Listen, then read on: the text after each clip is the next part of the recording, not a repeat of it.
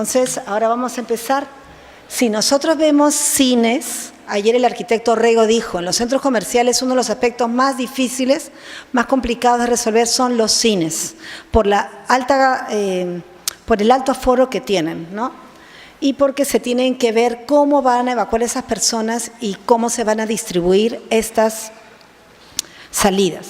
Nosotros, para ver cines, normalmente están en centros comerciales, tenemos que ver la norma A070, norma de comercio. La norma A100 es la norma de recreación, estadios, coliseos, piscinas, pero también tiene recreación. Tenemos salas de espectáculos, cines. Y también tenemos en la A130 normas generales y también en la parte nueva hay una serie de centros de diversión. Siempre comparándolo con la A010, condiciones generales de diseño, la A120, accesibilidad. Y las normas del sector que hayan que considerar. Entonces, como ven, es un entrelazado de normas. Voy a poner solamente 2 láminas. De ninguna manera estas charlas de capacitación van a sustituir a los reglamentos y a la costumbre que tenemos que cultivar de encontrar nosotros mismos dónde está la información. Por lo menos ya sabemos que en cines buscamos a 070, a 100, principalmente, además de la 130, 20, 10. Entonces, no funciona este pase. Un segundito. Apoyo logístico, ¿me puede ayudar un poquito a prender este mouse?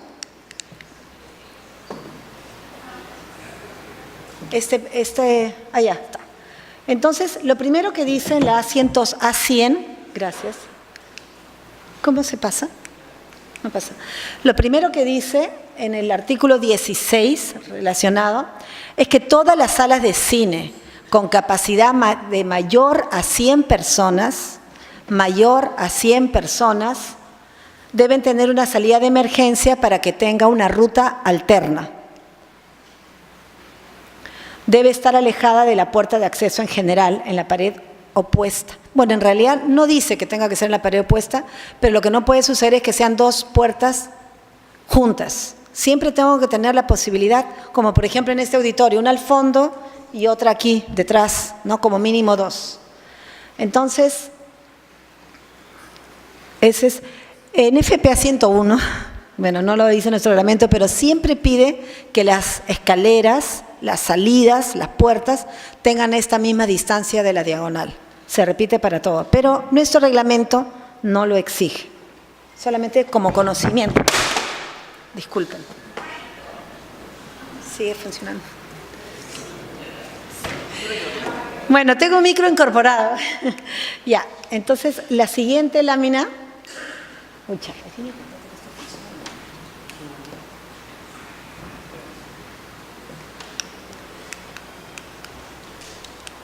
Ya, la siguiente lámina dice que estas salidas alternas, cuando tengo más de 100 personas, son adicionales a los accesos de uso general. O sea, yo compro mi entrada, entro al cine y siempre tengo que ver al fondo, en alguna parte, ¿no? Generalmente bajo el escenario, algún costado, la salida de escape, ¿no? Entonces, serán adicionales al acceso de uso general. También son, bueno, vuelve a repetir que son rutas alternas de evacuación, por lo que su ubicación debe ser tal que permita acceder a ella en caso la salida de uso general se encuentre bloqueada. La idea es que, si por ejemplo yo entro, compro mi entrada, compro mi canchita, voy al cine, estoy sentada, y si hay algún incendio por la puerta donde yo ingresé, tengo que tener una puerta en lugar opuesto o distanciado mínimo 1/3. Y el número y dimensiones de las puertas depende del número de ocupantes y la necesidad de evacuar las salas y los espectáculos en un máximo de 3 minutos. Creo que es la única parte del reglamento donde salen los 3 minutos. Pero generalmente si nosotros cumplimos las distancias permitidas en las rutas de evacuación y los anchos de las salidas, siempre vamos a cumplir esos 3 minutos. Entonces vemos aquí, por ejemplo, dos salas de cine. La sala 9 para 114. Por aquí en la parte alta está el ingreso. Y esta, la sala 8 para 87 butacas, también está el ingreso por acá. Entonces vamos a ver, siempre cuando califiquen proyectos, pongan al costado arquitectura con seguridad. Ayuda mucho a comprender, porque acá yo misma lo estoy mirando y no lo entiendo bien. Pero cuando ponemos la seguridad, se ve mejor, ¿no es cierto? Es el mismo plano.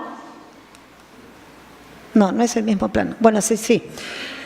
Lo importante es que acá estamos viendo un plano de seguridad y nos marca, en primer lugar, los muros compartimentados. Entre las salas de cine deberíamos tener siempre muros compartimentados.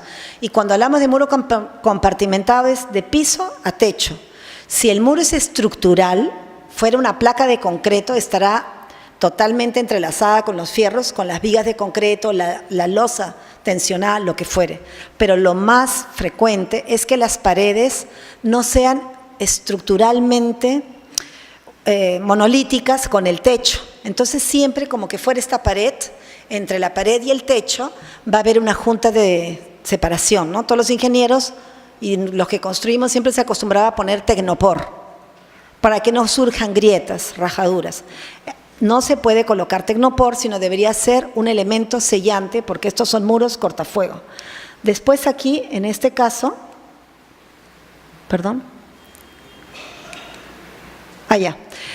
a veces engaña, porque las salas de cine, como tienen bastante pendiente, por ejemplo, acá uno ve solamente una salida, ¿no? Pero acá también solamente se ve como que tuviera una sola entrada. Pero pasando a la lámina de abajo, sí tienen, porque por la alta pendiente de las butacas, a veces las entradas no se ven en todas las plantas, ¿no? Incluso a veces se utiliza el piso debajo. Lo importante es verificar si los cines tienen una entrada que es la de acceso normal y otra salida o escape. Eso es lo principal. En este caso de 87 butacas, reglamentariamente no se exige, según nuestro reglamento, la A100, porque solamente lo pide para más de 100 personas, ¿no? Entonces, es muy importante la compartimentación que hemos visto. En todas las normas siempre va a haber algo de compartimentación. En multifamiliares debo compartimentar los departamentos. Si se quema uno, no incendio al del costado, ¿no? En cines también se deben compartimentar. Y siempre vayan a la norma específica y van a ver qué es lo que se debe compartimentar. Por ejemplo, este es un gráfico que viene, en algunos casos se exige que arriba del cielo raso, nosotros tenemos acá, por ejemplo, dos ambientes, supongamos que son dos locales comerciales, dos cines, que deben estar compartimentados. Yo tengo aquí, este es el gráfico, el handbook de la 101, y por ejemplo, por la parte alta pasan una serie de instalaciones, a veces son complejas. Puede ser, por ejemplo, que sean dos locales comerciales y estén pasando por acá toda la ductería de la campana de grasas. Eso es un riesgo y en ese caso se debería colocar, además del detector de humo abajo, otro arriba. En este caso está pasando también el aire acondicionado. En caso, es el mismo gráfico, que nosotros tuviéramos estos ductos atravesando muros cortafuego, solo en estos casos que atravieso muro cortafuego, debe colocarse aquí un damper. O sea, toda apertura, penetración, tubería, ductos que atraviesen muros cortafuego deben tener la posibilidad de cerrarse en caso de incendio, como la puerta, y el ducto de aire acondicionado también debería tener aquí un damper. Este gráfico viene de acá, una tubería con su sellante, el aire acondicionado con su damper, incluso hay un detector de humo dentro del ducto de aire acondicionado y lógicamente debajo del cielo raso también. En este caso, closer, acá hay estos imanes magnéticos, sujetadores que mantienen la puerta abierta y en caso de incendios, este cierrapuertas se activa y se cierra la puerta. Este es lo mismo, solamente que está un poco más gráfico. Tengo muros con resistencia al fuego, detector de humo abajo, arriba, el damper, el sello. Son para casos especiales. No vayan a pedir ahora un detector de humo encima de todos los cielos rasos. No. NFPA 101 lo pide, pero da un montón de excepciones después, pero una cantidad enorme. Solamente cuando son cuestiones complejas. Sí, arquitecto Villanueva, Hermes.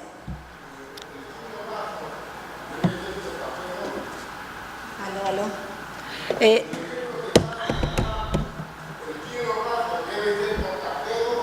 ya. Muchas gracias, Hermes, por tu pregunta. El cielo raso, en este caso, ¿tiene que ser cortafuego? No. O si no, la respuesta correcta siempre es depende. Y vamos a ver ahora unos ejemplos cuándo es que sí, cuándo que no. ¿Ya? Entonces, miren, por ejemplo, si yo tengo que compartimentar locales comerciales, entonces yo los puedo compartimentar de varias maneras. Supongamos que incendia empieza acá. Si yo tengo de piso a techo, ¿no?, el fuego no va a pasar a otro lugar. Pero esta compartimentación es desde abajo hasta arriba. Puede haber otra posibilidad en que el diseño, que con el diseño nosotros querramos que hay una continuidad sobre todos estos locales comerciales de todas las ducterías. A veces hay tantos ductos de inyección, extracción, ventilación del cuarto de bombas independiente, un ducto para cada campana de grasa de los restaurantes, el aire acondicionado, que a veces conviene hacer este tipo de diseño. Compartimento acá, ya sea a través de un cielo raso, que sí existen, o de frente le pongo una losa de concreto, o lo que fuere. Pero este es el concepto, que el fuego, en caso que se inicie, que siempre puede haber un incendio, se controle. Esa es la compartimentación. Estos son los gráficos de handbook, del handbook, que es lo mismo, de abajo hacia arriba, o en este caso, el segundo, tengo un compartimento y acá el cielo raso,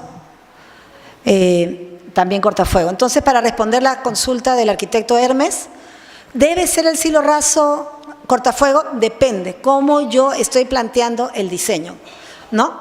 Cómo el proyectista lo ha planteado. Lo importante es separar un local del otro. Arquitecta Marta Aybar, ¿alguna pregunta?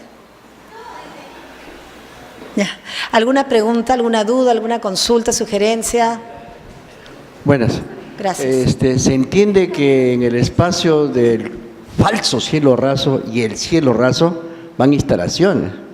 Entonces, ¿sería recomendable colocar también detectores de humo y el sistema de Springer o rociadores a la par que va por debajo del falso cielo raso?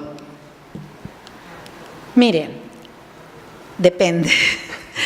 Lo que sucede es que en realidad no es necesario colocar un doble detector de humo en todos los casos, en oficinas, en temas cotidianos, más simples. Pero ahí, entonces, nuestra norma, la 130, te dice, si vas a colocar detectores de humo, tienes que seguir la norma NFPA 72, que es así, 500 hojas. Entonces, o uno empieza a llevar cursos, o te pones a investigar, a leer, trabajo, círculos de estudio, o contrata un especialista. Pero esa duda sí está en esta NFPA 72 cuando se tratan los detectores de humo. También va a estar en la 101 cuando va la norma específica que estamos usando, o en la NFPA 13 rociadores, que también es citada en nuestro reglamento. Solamente quería dar algunas cuestiones de conceptos de criterio. Entonces, otra que siempre tenemos que tener claro es que hasta 500 personas siempre como mínimo 2 salidas. Entre 500 y 1000, mínimo 3 salidas. Y las salidas siempre tienen que estar distanciadas entre sí. Más de 1000, 4. Eso se aplica también, como lo explicó la arquitecta Mónica Flores ayer, en centros comerciales, supermercados, etc. Este es un principio que también deberíamos tener muy claro. Y aquí, bueno, voy a poner un poquito de unos ejemplos. Este es el caso del Arcomar, pero también podría ser cualquier otro caso, un centro empresarial, un centro comercial. Las rutas de evacuación, como hemos dicho desde la primera clase, tienen una distancia de recorrido que empieza en el punto más lejano hasta el lugar seguro. Ese lugar seguro puede ser la escalera de evacuación, puede ser la vía pública, puede ser un área libre. En este caso, el área libre puede ser un lugar de llegada, siempre y cuando permita llegar al exterior, a la vía pública, sin tener que volver a entrar a la área techada, ¿no? Entonces, en FPA te describen esto como plazoleta con acceso a vía pública. Lógicamente, ¿cuánta gente puede entrar ahí? Porque a veces dicen, no, acá vienen, pero ¿cuántas personas entran? ¿100? ¿500? ¿1000? ¿2000? ¿5000? Entonces, y ahí viene ya el segundo cálculo que se tiene que hacer. ya tengo la distancia, llegué a mi punto seguro, que en este caso es una área abierta. El segundo punto sería, ¿qué capacidad tiene? Así como vimos la capacidad de la escalera, siempre debemos ver la capacidad del lugar al cual llegamos. Entonces tenemos dos coeficientes para aplicar. Disculpen, acá no lo he puesto. Según 101 es 0.28 metros cuadrados por persona, 0.28, pero nuestro reglamento, también en la A100, dice 0.25, es el más ajustado que tenemos.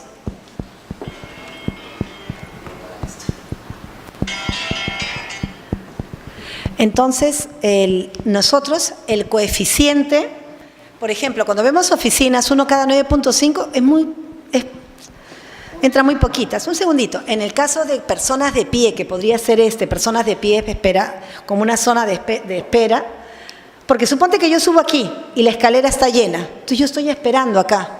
En la zona de refugio área libre me permite como una prolongación del tiempo de espera, porque no es que la escalera que está acá se le acabó la capacidad, sino tiene un primer grupo de, por decirte, 200 personas, puede haber un segundo grupo siempre y cuando los que están en espera estén en un lugar seguro. Entonces, acá se calcula cuántas personas hay. Supongamos que usemos el ratio 0.25, que es el coeficiente que da nuestro reglamento para personas en un concierto, espectadores de pie. Entonces, si yo necesito colocar a 1000 personas por 0.25, me daría 250 metros cuadrados, ¿no? Entre 4. 100 personas entre 4 necesitaría 25 metros cuadrados, ¿no? Y entonces así uno lo puede ir galificando. Dígame. Al otro punto, quería hacer un comentario sobre específicamente el Larcomar. Sí. Y es que cuando era inspectora me tocó hacer la inspección. La inspección del Larcomar, y entonces en este caso también pienso que se debe tomar en cuenta la capacidad estructural, porque resulta que el Larcomar tiene estructura flotante y sucedió que un año nuevo entró mucha gente cumpliendo el aforo establecido por el ratio que tú has indicado. Sin embargo, llegó la hora de Año Nuevo y todos comenzaron a saltar y tuvieron que hacer evacuar a las personas porque todo estaba ondeándose y tuvieron ese temor, ¿no? Me parece que también debería considerarse la capacidad estructural del lugar donde va a haber ese aforo, ¿no? Bueno, es un aporte, un comentario a una experiencia, ¿no? Gracias, sí. Adolfo. Yo quería hacerte una pregunta, Lourdes, referente a la plazuela, que es un punto de reunión, pero después la finalidad es salir a la vía pública. Exacto. Entonces, esa gente que está en la plazuela tiene que haber la cantidad de escaleras suficiente para que salgan a la vía pública, ¿no es cierto? Sí, en realidad es un cálculo, solamente son dando conceptos, porque después es una cosa mucho más fina, detallada, compleja, y a poquito se va llegando, porque sí, efectivamente, como dice Adolfo, se debe calcular, ¿no? Bueno, gracias Marta por el aporte. A veces pasa también en comisión, por ejemplo, hace poco tuvimos el año pasado, un caso que era un edificio diseñado para viviendas u oficina, y de pronto son máquinas de gimnasio, y hecha la consulta con el ingeniero, la resistencia era de 500 kilos por centímetro cuadrado, porque todo era como muy denso, todas las maquinarias, ¿no? Y se solicitaron los planos de estructuras, que lógicamente pedimos nosotros que lo evalúe el ingeniero estructural, pasaba de nuestra competencia, ¿no? Entonces vimos la capacidad y las pasadizos y los tipos de salida, vestíbulos, corredores, pasajes, túneles, pasadizos subterráneos. Estos son diferentes tipos de puntos seguros, además de los que nosotros conocemos. Esta es la salida horizontal, justo la que explicó, me parece, ayer el arquitecto Orrego y la arquitecta Mónica Flores, ¿no? Si ustedes caminan por el Jockey van a ver aquí, si ven acá en el fondo y acá adelante, hay una viga falsa donde se esconde la cortina de resistente al fuego. En caso de que se active una alarma, se va a bajar esta cortina y estas puertas permiten el pase de las personas. Entonces, en este centro, donde están estas puertas, se crea un corredor de salida compartimentado, protegido contra fuego. Aquí a la derecha tiene estos sujetadores, imanes, que los vamos a ver mucho. Cada vez se van a presentar más en los proyectos. Los que hemos ido al centro de convenciones para el curso de revisores u otra charla, fíjense que el centro de convenciones, todas sus puertas tienen estos sujetadores. Y estos son los pasillos compartimentados, ¿no? Bueno, y este es algo que nos impactó a muchos todos cuando vimos este incendio del Larcomar, ¿no? En plena luz del día. Este es cuando explicaban en la televisión las salidas. Todos conocemos que está en un acantilado. Y como siempre va a pasar que nos van a tocar proyectos que no encajan perfectamente en la norma, ¿no? Entonces, este es Larcomar, está en un sótano de los estacionamientos, pero que tiene enfrente un acantilado. Entonces, es un sótano, pero pero con uno de los lados abierto hacia el exterior. Bueno, es un acantilado, una pendiente, tiene grandes áreas libres. Se decía mucho que este centro comercial no cumplía con nada, sin embargo tenía las licencias de construcción. Todo está en unas terrazas hacia el mar, abierto. Tiene escaleras de ingreso en la zona sur, en la zona norte, ¿no? Amplias. Visto desde arriba, esto es así. Este es el Parque de Salazar. Aquí está el complejo y aquí está. Debajo del Parque Salazar están todos los estacionamientos subterráneos. Acá está el centro comercial, esta es la zona acantilados, el Hotel Marriott. Visto esto en un poquito más de cerca, como esquema, en la parte posterior están todos los estacionamientos y aquí delante las plazas principales. Entonces, cuando se dio, voy a analizar el caso de los cines. Cuando se dio el caso de los cines, esto es la silueta que ocupan los 12 cines que tenía Larcomar. Entonces, lo primero que tenemos que hacer es analizar dónde están las salidas. Entonces, fíjense ustedes, gráficamente, ¿qué les parece la ubicación de estas salidas? ¿Están bien? ¿Están mal? Si uno lo ve a primera vista, están bien ubicadas porque tengo en el extremo derecho, en el extremo izquierdo y en el centro, ¿no? Este es el ingreso principal, por donde está la velotería, y acá hay una salida de los escapes hacia las plazas y acá a la derecha otra. Esta fue la zona que fue afectada por el incendio, gran parte del sector, ¿no? Y tuvo también un problema estructural. Ahí se contrató a una Blanco, bueno, una de las mejores empresas pues, de ingeniería, ¿no? Se hicieron pruebas de carbono y se hicieron reforzamientos. Pero bueno, el punto es aquí los cines. Entonces siempre cuando uno vea colores en los planos de seguridad se entiende mejor. Estos son los 12 cines, esto verde es la zona de circulación, ingreso principal y la salida a la derecha, a la izquierda. Esta salida, la derecha, la salida 3, es la única que estaba abierta cuando se produjo el incendio a las 9, 10 de la mañana porque dijeron solo hay 50 personas, no se necesita más, ¿no? Y esta salida, esto amarillo, es una salida que tienen tipo balcón abierta, sin techar, hacia el acantilado. Esta naranjita que vemos acá, de la sala 6, es una escalera, es como un escape. Las salidas de la sala 6, 7, 8 salen por este escape. No se ve aquí, pero la salida 12 también tiene una salida por acá. Y estas salidas, las salidas del 1 al 5, salían por aquí y subían hacia la parte alta, a la Yuri. Entonces tenemos que están ubicadas las 3 escaleras. Entonces nosotros tenemos que ver cómo están las ubicaciones de salidas, las distancias, etcétera, ¿no? Entonces vamos a ver, teníamos salida por el ingreso principal, lateral, plazas y tenían sus rutas de escape. Entonces vamos a ver las mezanines. Los cines tradicionales, este es del año 98, siempre tenían cabinas, ¿no? Para proyectar las películas. Últimamente los cines ahora cada vez vienen más computarizados y no necesariamente tienen este espacio. Es lo que dicen, ¿no? Los últimos. Entonces, todo este verde, acá había una escalerita que subía desde el lobby y esto es lo que en la televisión decían que originalmente era un diseño que se cambió, ¿no? Pero una cosa bien importante es que aquí tenía una salida, otra escalera hacia la zona de estacionamientos. Entonces, visto de manera global, tenía las salidas. Pero claro, ¿qué hacemos si las salidas están cerradas o bloqueadas, no? O si no tengo compartimentación, ¿qué sucede? Todo eso es el cine y todo esto era un gran espacio continuo. Entonces digamos que si yo tengo acá un incendio en cualquiera de estos, el humo va a correr hasta donde yo se lo permita. Entonces, teníamos acá 2 escaleras de caracol para los que están en las máquinas, la salida acá.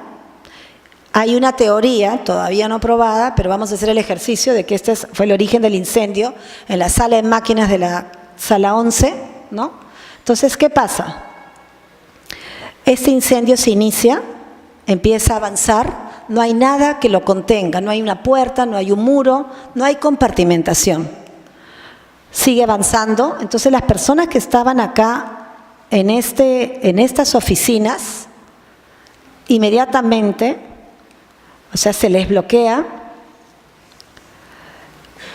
toda esta zona se llena de humo rápidamente, porque además era el techo muy bajo.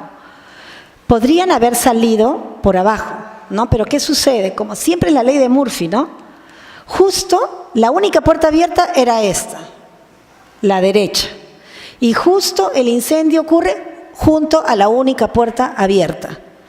Entonces, a pesar de que el incendio inicia por arriba, ¿qué sucede? Miren,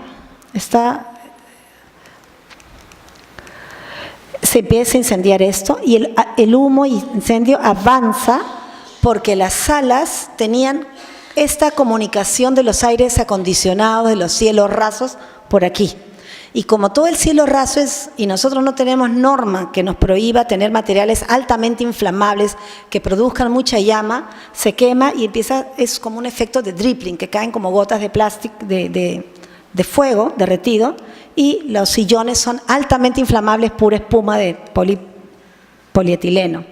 Entonces, visto en corte, esto es así. Se inicia el incendio. Aquí esto estaba con ventanas abiertas, vanos, huecos, ¿no? Para poder poner de diferentes lugares y por aquí, que era muy pegadito, muy junto, está la sala de máquinas, acá se quema y empieza a caer esto, ¿no? Es un esquema de qué es lo que sucede, ¿no? El cielo raso se incendia, gotea, y las paredes y con material acústico que no tiene ningún tipo de protección inífuga, ni los sillones. Esto me decía justamente el bombero que estuvo a cargo, que es Giancarlo Pasalacqua, que nos conocemos mucho, que a veces nos visita, dice, además se da un efecto adicional, como está frente al acantilado, al abrirse la puerta entra tanto aire, tanto viento, dice que había una velocidad como de 40 kilómetros, y justo sucede que las cabinas están junto al ingreso del cine, ¿no? Mientras más alto es mi techo, yo estoy más protegido. Si acaba de venir el incendio, primero se va a ir hasta arriba, unos 5, 6, 7 metros, ¿no? Nos da permiso, nos da tiempo para salir, pero si aquí el techo es muy bajito, inmediatamente el humo va a cubrir. Entonces, el humo es expulsado por el canal, el corredor de escape. Y es lo que vimos aquí. Se formó como un cráter, ¿no? Entonces, a pesar, miren, de esta cantidad de humo, de temperatura que sale por acá, la gente que estaba en el área libre no murió nadie, sino solamente los que estuvieron atrapados, ¿no?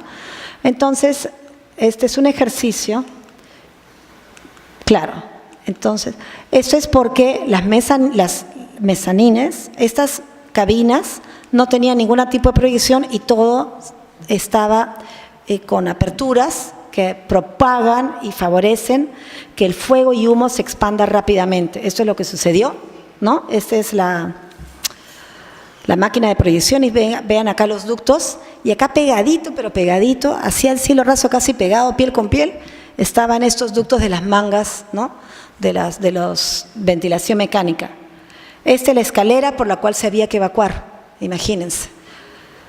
Y esto es la entrada del cine, el foyer que conocíamos, ¿no? Donde se compraba la canchita, donde se subía. Esta es la remodelación que se hizo, así quedó, ¿no? Las salas de cine, fíjense, todo totalmente quemado, los recubrimientos verticales tipo antorcha. Estos son los pasillos. Esta es la salida, la única que estaba abierta. Bueno, entonces, lo importante aquí es ver qué fallas hubieron. ¿Qué pasó? Los cines no tenían rociadores, ¿no? A pesar de que el centro comercial había invertido en un nuevo sistema contra incendios, una nueva bomba contra incendios, y estaban las conexiones listas para conectar los rociadores. Abogados legalmente dijeron, tengo una licencia 98, no la necesito. Entonces, realmente en estos casos, cuando hay gran afluencia de público, sí se debe exigir, es mi opinión, ¿no? Y si nos vamos a 101, a veces, que se coloquen estos. Aparte que ya nosotros, ¿qué sucede? La norma de cines cambió recién el año 2014, me parece, ¿no? La nueva 130, 2012. Ya nosotros tenemos una. ¿Cómo es posible que tengan un dinero para hacer una remodelación completa y no se coloquen los rociadores, ¿no? Otro tema, por ejemplo, que tenemos que tener cuidado al revisar proyectos, es que la alarma no funcionó o demoró mucho porque no había detector, por ejemplo, en la sala en la cabina.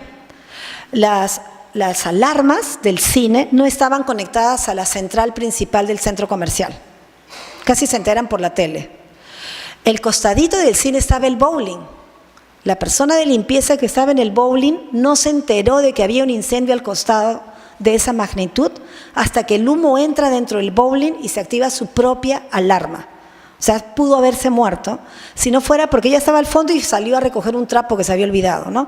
Entonces, por eso que es importante, si nos toca revisar proyectos, no solamente que pongamos y exijamos que cada local, sea cine, restaurante, lo que fuere, tenga su alarma, su propia CASI, central de alarma contra incendios, conectada a la central del centro comercial, ¿no? Yo estaba en un curso del NFPA, de la NFPA 3 y 4, que es cómo se interconectan todos los sistemas de detección y sistemas contra incendio, y una persona que es proveedor me decía, mira, en tal centro comercial nuevo, cuando vinieron los inspectores de INDECI, quisieron probar si funcionaba esto, y estaban con su radio, ya prende.